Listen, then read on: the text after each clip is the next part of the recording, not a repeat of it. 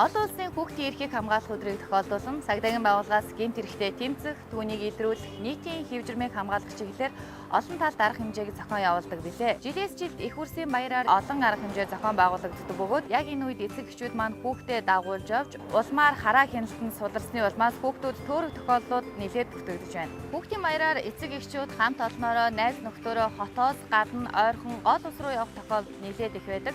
Энэ үед хоорондоо юм ярих, бүзэр тоглох зэрэгээс болж хүүхдэд тавих хараа хяналт сударч хүүхэд гол усанд дэмжих аюул нэлээд их бүртгэгдэж байна. Олон улсын хүүхдийн эрхийг хамгаалах өдрөөр жолоотой замын хөдөлгөөнд оролцохдоо өдрийн цагт ойрын гэрлээ асаач бусад хөдөлгөөнд оролцоход хүндэлтэйгээр хөдөлгөөнд оролцсон уу. Хүүхдийг тээврийн хэрэгслээр тээвэрж байгаа жолооч маань автомашины бүхээгт өдрийн цагт ганцаарг нь орхихгүй байх тал руу анхаарна уу. Ийм учраас хүүхдийг тээвэрлэхдээ аюулгүй байдлыг нь хангаж суудлын бүсийг үүсгэх буюу зориултын нэмэлт суудлаар хүүхдээ суулгаж тээвэрлэхийг анхааруулж байна. Нийт цагдаагийн байгууллагын бие бүрэлдэхүүний өмнөөс Монголын гэрэлт ирээдүй болсон хүүхдүүд та бүхэндээ их хурлын баярын мэндийг хүргэе. Та бүгд маань сайхан баярлаарай.